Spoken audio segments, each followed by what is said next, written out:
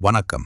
இலங்கையின் இன்றைய முக்கிய அரசியல் மற்றும் சமூக நிகழ்வுகளை தாங்கி வருகிறது சிலோன் டைம்ஸ் செய்திகள். பிரித்தானிய முன்னாள் இளவரசர் ஆண்ட்ரூ கைது. அரச குடும்ப ரகசியங்கள் அம்பலம்.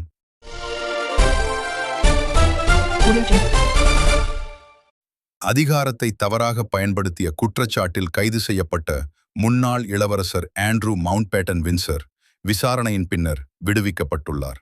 நேற்று தேம்ஸ் வேலி போலீசாரால் நோர்போக்கில் வைத்து 60 வயது மதிக்கத்தக்க ஒருவர் கைது செய்யப்பட்டார்.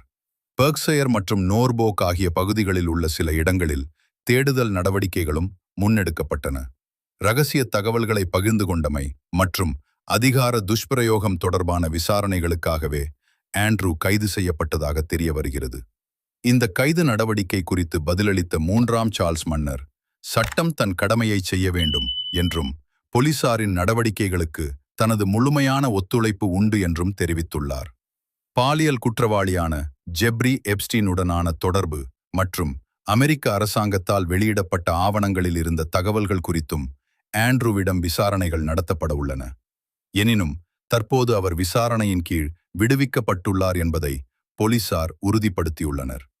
தாம் எந்த தவறும் செய்யவில்லை என ஆண்ட்ரூ தொடர்ந்து கூறி வருகின்ற போதிலும் இது தொடர்பான முறையான விசாரணைகளை தேம்ஸ் வேலி போலீசார் ஆரம்பித்துள்ளனர். 2010ஆம் ஆண்டில் ஆண்ட்ரூவுடன் பாலியல் ரீதியான சந்திப்பிற்காக எப்ஸ்டினால் 2வது முறையாக 20 வயது பெண் ஒருவர் இங்கிலாந்துக்கு அனுப்பப்பட்டார் என்ற தனிப்பட்ட குற்றச்சாட்டு குறித்தும் தாம் ஆராய்ந்து வருவதாக பிப்ரவரி தொடக்கத்தில் போலீஸ் தெரிவித்திருந்தது. எவ்வாறாயினும் இடம்பெற்ற இந்த கைது நடவடிக்கை பாலியல் குற்றச்சாட்டுகள் தொடர்பானதல்ல என்பது குறிப்பிடத்தக்கது.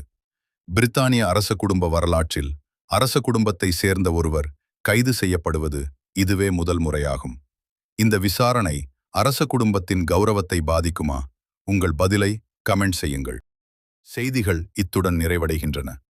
உடனுக்குடன் செய்திகளை தெரிந்து கொள்ள சிலோன் டைம்ஸ் செய்திகளுடன் இணைந்திருங்கள். நன்றி, வணக்கம்.